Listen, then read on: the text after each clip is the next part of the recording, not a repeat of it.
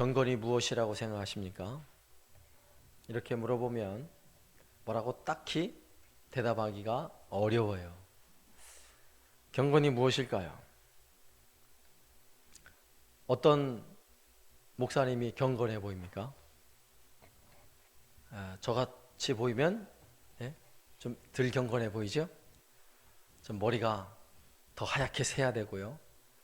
목소리도 좀 걸걸하게 할렐루야 뭐 이렇게 목소리 좀 바뀌어야 되고 좀 더 좀 근엄해야 되고 그러면 좀 거룩해 보이나요?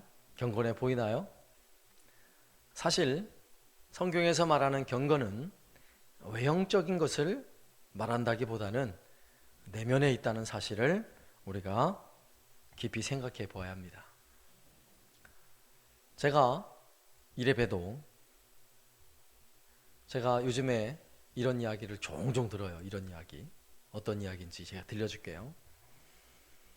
이렇게 낯선 곳에 가서 낯선 사람들을 만나면 저 사람은 무슨 일을 할까? 그죠? 궁금하잖아요. 굉장히 궁금하잖아요. 그렇다고 무슨 일 해요? 이렇게 묻기가 참 어렵죠. 서로. 그래서 이제 서로 눈치를 보고 지내는데 어떤 분이 저한테 다가와가지고 혹시 목사님이세요? 그러는 거예요. 제 아들이 옆에 있다가 아빠 성공하셨네요. 예, 저 성공했습니다. 예, 목사 같아 보이니까 성공한 거 아니겠어요? 근데 이게 경건이 아니라고요. 예? 외형적으로 뭔가 목사 같은 향기는 풍기는 냄새가 나면 물론 좋긴 해요. 그러나 우리가 경건이라고 말할 때 외형적인 것을 가지고 말하지 않는다는 이야기예요. 오늘 말씀에 보면 참 경건을 이렇게 표현하고 있어요. 6절 말씀에 이로 말미암아 모든 경건한 자는 주를 만날 기회를 얻어서 주께 기도할지라. 아멘. 한 말씀을 가만히 보세요. 모든 경건한 자는, 오늘 시편 32편에서 다윗이 경건에 대하여 우리에게 이렇게 가르쳐주고 있는 거예요. 모든 경건한 자는 어떻게 한다고요? 주를 만날 기회를 얻어서 주께 기도할지라. 주를 만날 기회를 자주 얻는 사람이 경건한 사람이라고요. 그래서 기도하는 사람이 경건한 사람이라는 이야기인 것입니다. 경건한 사람은 매일매일 주님을 만나요. 매 순간마다 주님을 만나요. 매일 매 순간 나와 함께하는 주님이 느껴지는 것입니다. 그 주님 때문에 즐겁고 행복한 거예요. 그래서 그 주님이 잘 느껴지지 않고 만나지지 않으면 주님을 만나고 싶은 것입니다. 그래서 더 주께 나와 기도하게 돼 있어요. 주님을 찾게 돼 있어요. 이것을 경건이라고 오늘 다윗은 오늘 6절 말씀에서 우리에게 가르쳐주고 있는 것입니다. 그렇다면 참 경건이라면, 참 경건한 신앙인이라면 하나님 앞에 나와 기도하는 사람인데, 오늘 말씀에서는 참 경건함을 가지고 하나님 앞에 나와 기도하는 사람의 두 가지 특징을 오늘 말씀에서 살펴볼 수가 있어요. 첫 번째는요, 따라서 하세요. 젖은 눈을 가지고 있습니다. 예, 젖은 눈을 가지고 있다고요. 눈이 젖어 있다고요. 참 경건의 사람, 참으로 경건함으로 기도하는 사람은 눈이 젖어 있어요. 왠지 아세요? 오늘 말씀에 보니까 다윗은 죄사함을 받는 자가 복이 있다고 노래를 하면서 1절 말씀에 허물의 사함을 받고 자기의 죄가 가려진 자는 복이 있도다. 죄를 씻는다는 것이 얼마나 놀라운 은혜인지 우리 너무나 잘 알아요. 왜냐하면 예수 그리스도로 말미암아 죄 씻음의 은혜를 우리는 이미 경험한 사람들이기 때문에 그래요. 죄 사함을 받을 수 있다는 것 얼마나 행복한지. 땀 흘리고 하루 종일 몸이 더럽혀졌는데 물로 씻어도 개운하고 얼마나 좋아요. 그런데 나이가 많아질수록 죄가 많아지고 사람과 관계가 깊어질수록 서로 상처를 주고 또한 죄가 더 쌓여지고 그죠? 식구가 많아질수록 점점 죄가 많아지고 눈물 흘릴 일도 많고 그런 게 인생 아니겠어요? 그죠? 그런데 그런 인생 가운데 죄 씻음 없이 사는 사람들은 수많은 죄책감 가운데 시달리게 돼 있어요. 왜냐하면 세상의 방법으로는, 그 어떤 방법으로는 우리의 죄를 씻을 방법이 없잖아요.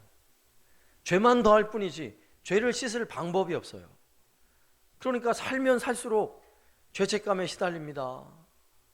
이것도 문제인 것 같고 저것도 문제인 것 같고, 심지어는 죄책감이 아주 심각하게 시달리는 사람은 다 내 책임인 것 같고 내 죄 때문에 그런 것 같고, 이런 마음이 엄습해 오기 시작하면요, 막 인생이 살기가 싫어요. 막 죽어버리고 싶은 마음이 들어요. 왜? 세상적 방법으로 해결하려고 하다 보니까 죄 씻을 방법이 없거든요. 그러니까 그렇게 헤매다가요, 너무너무 고통스럽게 인생을 사는 것입니다.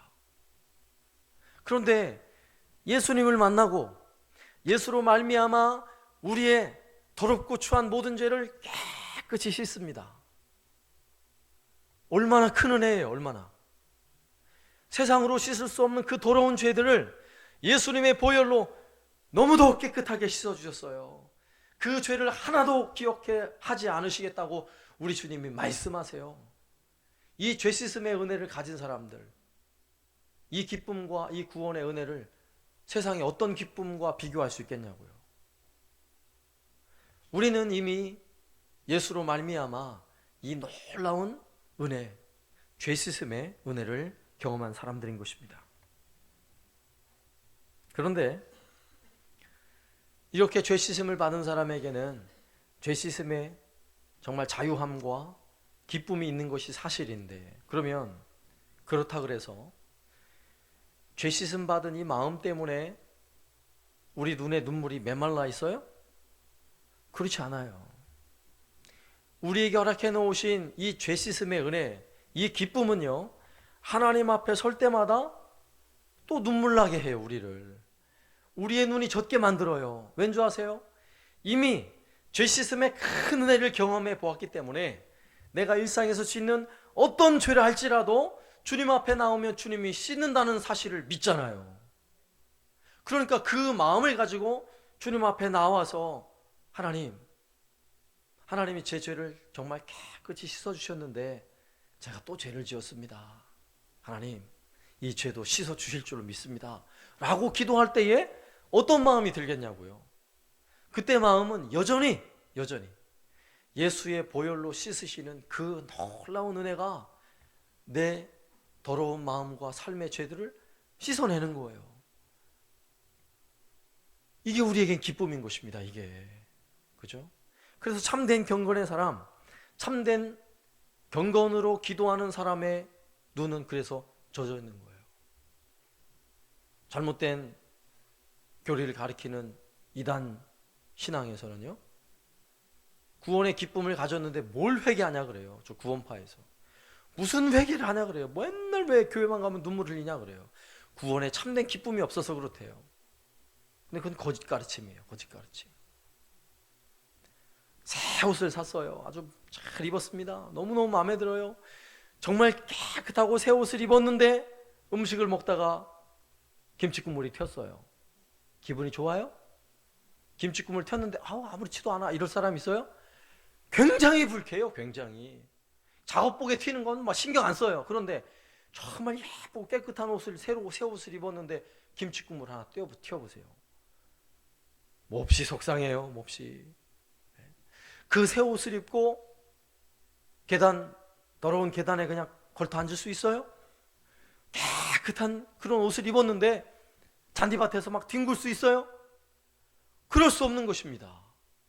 우리는 이미 예수 그리스도로 너무나 깨끗한 옷을 입혀주셨어요. 의의 옷을 입혀주셨어요. 그래서 우리의 이 깨끗한 옷에 조그만 죄가, 김치국물 같은 죄가 묻어도 우리는 속상한 거예요. 그래서 하나님 앞에 나오는 참된 경건의 사람, 기도의 사람은 나올 때마다 내 연약함 때문에, 내 인생에 가지는 변함없는 내 육신의 연약함 때문에 짓는 이 죄악들 때문에 여전히 하나님 앞에 나오면 자꾸 눈이 젖는 거예요. 눈물 흘리는 거예요. 그 눈물은 절대로 잘못된 것이 아니에요. 오늘날의 한국교회, 한국의 크리스찬들의 이 심각한 문제 중에 하나가 뭔지 아세요? 눈물이 말라가고 있다는 거예요. 눈물이 말라가요. 그럼 눈물이 말라가면 견딜 수 없는 기쁨과 감격으로 자유함만을 누리고 있을 것 같아요? 절대 그렇지 않아요. 참된 경건을 가지고 참된 죄씻음의 은혜를 아는 사람들이라면 반드시 오늘 하루 지낸 내 삶 속에 내가 순간 거짓말, 아주 가벼운 거짓말 하나 한 것까지도 가슴이 조여오는 거예요. 내가 던진 말 한마디 때문에 누군가 마음 아파하는 모습이 느껴지면 그것 때문에 속이 상하고 마음이 아픈 거예요. 이게 참된 경건이라고, 참된 경건. 오늘 이 말씀을 고백하고 있는 다윗은요, 어떤 사람이었어요? 참 경건하게 살던 사람이었는데, 하나님과 동행하며 살던 사람이었는데 인생에 큰 오점을 남겼어요. 자신의 충성스러운 신하 우리아의 아내 밧세바를요 강간한 거예요. 간음을 한 거예요. 간음. 그리고는 심지어 충성스러운 신하 우리아를 아주 치열한 전쟁터에 보내서 죽게 만들고 아내를 빼앗아 버렸어요. 자기 아내로 삼았어요. 그리고도 애를 낳아 거의 1년이라는 시간이 지나는 동안에 별다른 죄책감이 없어 보여요. 그럴 때 다윗은요, 오늘 3절과 4절 말씀에 이렇게 기록하고 있어요. 내가 입을 열지 아니할 때에 종일 신음함으로 내 뼈가 쇠하였도다. 주의 손이 주야로 나를 누르오니 내 진액이 빠져서 여름 가뭄에 마름같이 되었나이다. 아마도 이 사건이 다윗이 밧세바를 범한 사건을 전제하고 있는 것 같아요. 정확히는 알 수 없지만 다윗이 가장 큰 죄를 범한 것이 그것이니까. 다윗이 그런 죄를 지었는데도 불구하고 아마 다윗은 이렇게 생각했던 것 같아요. 그래도 내가 왕인데. 다윗이 살던 시대 고대 사회의 왕은 절대 권력을 가진 사람이에요. 왕으로서 남의 아내 뺏어오는 것 정도는 이건 사실 아무 일도 아니에요. 그리고 다윗은 그런 이제 처음 한번 했잖아요. 다른 이방 나라의 왕들은요, 그건 일도 아니고 그보다 더한 일도 해도 백성들은 아무 말도 못해요. 그러니까 다윗은 아마 그렇게 생각한 것 같아요. 내가 왕인데 이쯤이야 다른 나라 왕들은 이보다 더한데 아마도 이러면서 자기 스스로를 합리화했던 것 같아요. 그런데 그렇게 하면 할수록 오늘 말씀에서 내 입을 열지 아니할 때에 무슨 입을 열지 않은 거예요? 하나님 앞에 나와서 죄 씻음의 용서를 구하는 기도를 애써 스스로 하지 않을 때, 그죠? 그때 어떻다는 거예요? 종일 신음하며 내 뼈가 쇠한다고 이야기해요. 내 뼈가 쇠한다고요. 주의 손으로 나를 막 누르는 것 같아서 내 몸에 진액이 다 빠져나가는 것 같아요. 그래서 마치 여름에 가물어서 논바닥이 쫙쫙 갈라지는 것처럼 영혼이 메마른데요. 오늘날 우리가 그런 것입니다. 우리의 삶 속에 매일매일 우리의 삶 속에 하나님 앞에 서지 않고 하나님 앞에 서서 젖은 눈을 가지지 않으면 우리의 심령은 이렇게 메마를 수밖에 없는 것입니다. 우리가 다윗보다 나아요? 그렇게 당당하게 말할 수 없죠. 정말 탁월한 경건의 사람이었던 사도 바울도 가슴을 치면서 통곡했던 이야기가 뭐예요? 오호라 나는 곤고한 사람이로다. 누가 이 사망의 몸에서 나를 구해내랴. 사도 바울의 외침이었어요. 그런데 우리는 날마다 예수 나 구원해 주신 것 때문에 나는 그냥 희희낙낙합니다. 이렇게 말할 수 있어요? 그럴 수 없다고요. 오히려 하나님 앞에 나올 때마다 내가 오늘도 알고 지은 죄, 또 깜빡하고 지은 죄, 이런 것 때문에 마음이 아픈 거예요. 내 연약함 때문에 하나님 내가 이거밖에 안 됐군요. 하나님 내가 죄인입니다. 그리스도의 보혈로 나를 깨끗이 씻어주신 주님, 내가 그 깨끗한 옷을 입고 오늘도 내가 진흙구덩이에서 내가 뒹굴었습니다. 내가 죄인입니다. 하나님 용서해 주십시오. 이렇게 젖은 눈으로 기도할 수 있는 것이 참된 경건인 것입니다. 오늘 말씀에서 그렇게 우리에게 가르쳐주고 있는 거예요.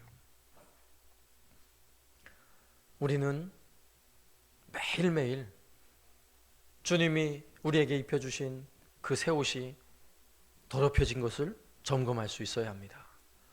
그리고 하나님 앞에 나와서 하나님, 나는 죄인입니다. 용서해 주십시오. 진실한 마음으로 내 삶을 돌아보며 회개할 수 있는 사람이라면 어떻게 교만할 수 있겠냐고요. 어떻게? 그런 마음을 가지고 참된 경건을 힘쓰는 사람이라면 내가 아무리 교회에서 열심히 봉사를 한다고 해도요, 뭐 하나 자랑할 게 없는 거예요. 내가 교회에서 많은 사람들로부터 정말 장로님 같으면 좋겠어요, 권사님 같으면 좋겠어요, 칭찬을 들어도 그 마음이 어찌 흡족하겠어요. 부끄럽죠. 오히려 내가 사실은 죄인인데, 내가 죄인인데. 이것을 참된 경건이라고 다윗이 우리에게 교훈하고 있는 것입니다. 두 번째로는요, 앞선 첫 번째에서는 젖은 눈을 가지고 있는데 두 번째는 그와 전혀 반대된 특징을 가지고 있어요. 남들이 모르는 기쁨을 가지고 있다는 거예요. 분명 예수 믿는 사람은요, 뭘 그렇게 자꾸 우는지 그냥 훌쩍훌쩍대고 울고 하는 걸 보면 옆에서 봐도 막 때로는 속이 터져요. 뭐 이렇게 울 일이 많은지. 그죠? 그런데 울다가도 또 웃어요. 울다가도 또 막 기쁘고 행복하대요. 제정신이 아닌 것 같아요. 옆에서 보면 울다가 웃다가 울다가 웃다가. 근데 왜 그래요? 울다 보면 남들이 모르는 기쁨이 몰려와요. 남들이 모르는. 예? 하나님 앞에 나와 진실한 마음으로 젖은 눈을 가지고 기도하다 보면 남들이 모르는 감사가 내 안에 넘쳐나게 되는 것이고요, 남들이 할 수 없는 그 찬양이 내 속에서 터져 나오는 것입니다. 할렐루야. 다윗이 그 고백을 하고 있는 거예요. 6절 하반절에 보면 진실로 홍수가 범람할지라도 그에게 미치지 못하리라. 할렐루야. 6절이 그렇다고 지금 앞서서 뭐라고 했어요? 참된 경건의 사람은 어떻게 한다고요? 주를 만날 기회를 얻어서 기도할지라 라고 말하고 나서 진실로 홍수가 범람할지라도 그에게 미치지 못하리라. 그는 누구예요? 참된 경건으로 주 앞에 나오는 사람, 그죠? 여호와께 무릎 꿇는 사람, 주를 만날 기회를 얻어서 주 앞에 기도하는 사람. 홍수를 만났는데도 홍수가 그를 범람하지 못한대요. 믿습니까? 그래서 기도하는 사람은 눈물로 기도하다가 웃게 되는 거예요. 네? 이게 제정신이 아니라 이게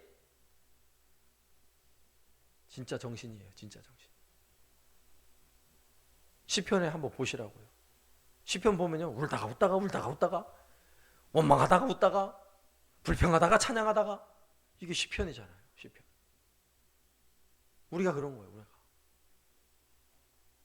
하나님께서 얼마나 놀라운 은혜를 주시는지 7절 말씀, 주는 나의 은신처 이오니 환난에서 나를 보호하시고 구원의 노래로 나를 두루시리이다. 아멘. 하나님이 나의 은신처라는 사실을 깨닫게 되는 거예요. 주님 앞에 나와서 젖은 눈으로 기도해 보니까 그 품에 안겨 있는 것이 이게 얼마나 행복한지 몰라요. 내가 이렇게 하나님 안에 믿음 안에 살지 않았더라면 내가 세상 어떻게 살았을까, 이 험난한 세상. 그 마음이 자꾸 드는 거예요. 그러니까 아이고 잘했다, 내가 예수 믿길 너무너무 잘했다, 이러면서 또 웃는 거라고요. 웃는 거예요. 이런 기쁨과 이런 웃음이 있는 사람이 어떤 사람이라고요? 참된 경건의 사람이라고 말씀하고 있는 것입니다. 또 11절 말씀 보세요. 너희 의인들아 여호와를 기뻐하며 즐거워할지어다. 마음이 정직한 너희들아 다 즐거이 외칠지어다. 아멘. 이제 다윗이요, 너희라고 부르는 의인은요, 자신을 향해 외치는 거예요. 너희 의인들아. 그렇게 눈물로 기도하고 하나님이 주시는 정말 남들이 모르는 그 기쁨과 은혜를 가진, 죄 씻음의 은혜를 가진 그 사람에게 다윗은요, 너희 의인들아 이렇게 말하고 있는 거예요.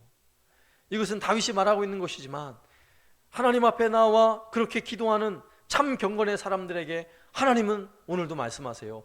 너희 의인들아 이렇게 말씀하세요. 우리를 향해서 이 나쁜 놈들아 이러는 게 아니라, 죄를 짓고 왔어도, 정말 진흙구덩이에서 뒹굴다 왔어도 주님 앞에 젖은 눈으로 기도하고 내 안에 큰 놀라운 은혜와 감격이 넘쳐나는 우리를 향해서 주님 말씀하세요. 너희 의인들아 이렇게 말씀하시는 거예요. 그래서 기도하는 거예요. 그래서 기도할수록 말할 수 없는 은혜와 감격이 우리 속에서 넘쳐나게 되는 것입니다. 그래서 기도하면 내가 울 때는 답답하고 때로는 울다가 속이 터졌지만 그렇게 기도하고 났더니 얼마나 감사가 넘쳐나는지 물밀듯 평안이 몰려오는 것입니다. 만약에 그 눈물을요, 남편 앞에서 눈물 흘리면서 그랬다고 한번 생각해 봐요. 만약에 그 눈물을 부모님 있는 데 가가지고 막 내 왜 나를 이렇게 태어나게 해가지고 막 하면서 원망하고 불평하고 엉엉 울며 했다고 생각해 봐요. 나도 죽겠고 부모님도 죽겠고 다 죽겠는 거예요. 남편도 죽겠고 다 죽겠는 거예요. 그렇잖아요.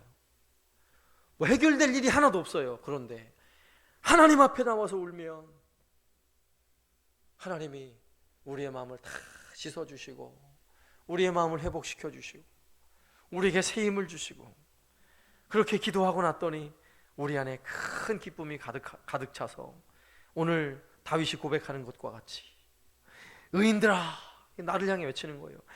너희 의인들아 기뻐하며 즐거워할지어다. 마음이 정직한 너희들아 다 즐거이 외칠지어다. 할렐루야. 이런 탄성을요 쏟아내는 것입니다. 그래서 예수 믿는 사람들은요, 예배당 들어올 때는 찡그리고 들어왔다가 나갈 때는요 웃으며 나가는 거예요. 할렐루야. 예. 주님 앞에 와서 주님 만나고 났더니 얼마나 큰 위로가 있고 힘이 나는지, 그 힘 가지고 사는 거예요. 그 힘 가지고. 이것이 참된 경건이라고요. 그런데 이러한 참된 경건의 맛을 모르는 사람들이 있어요. 오늘 다윗은 그들을 향해서 이렇게 표현하고 있어요. 9절 말씀. 너희는 무지한 말이나 노새같이 되지 말지어다. 그것들은 제갈과 굴레로 단속하지 아니하면 너희에게 가까이 가지 아니하리로다.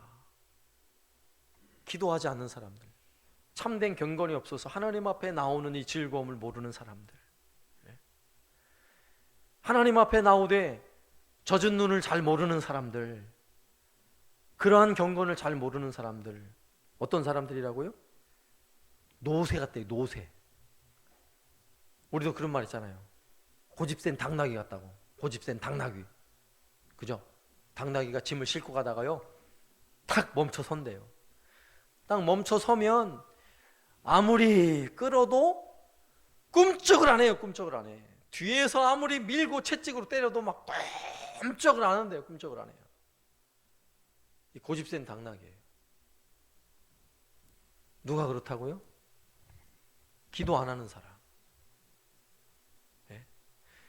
기도해야 되는데, 상황을 보면 정말 기도해야 되는데 기도 안 하는 사람, 고집센 당나귀예요. 당나귀는 어떻게 해야 된대요? 제갈과 굴레로 단속하지 않으면 안 움직인대요. 그러니까 제갈을 먹이고 막 그렇게 해야 된다는 거예요. 누가 더 힘들겠어요? 고집센 당나귀 같이 사는 게 인생이 즐거워요? 아니면 참된 경건의 사람으로 사는 게 인생이 즐거워요? 말할 나위도 없죠.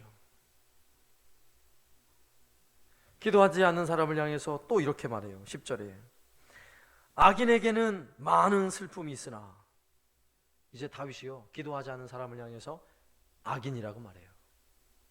기도하지 않는 것이 죄예요, 아니에요? 죄예요, 죄. 성경에 기도하라는 말이 얼마나 많이 나와요. 얼마나. 사무엘도 내가 기도하기를 쉬는 죄를 범치 않겠다고 사도 바울이 사무엘이 이야기를 해요. 기도해야 하는데 기도하지 않는 건 죄예요. 하나님 앞에 기도하라고 여러 가지 상황과 여건이 기도할 수밖에 없는 상황임에도 불구하고 고집센 당나귀같이 기도하지 않는다? 그보다 악한 사람이 어디 있어요, 이 세상에.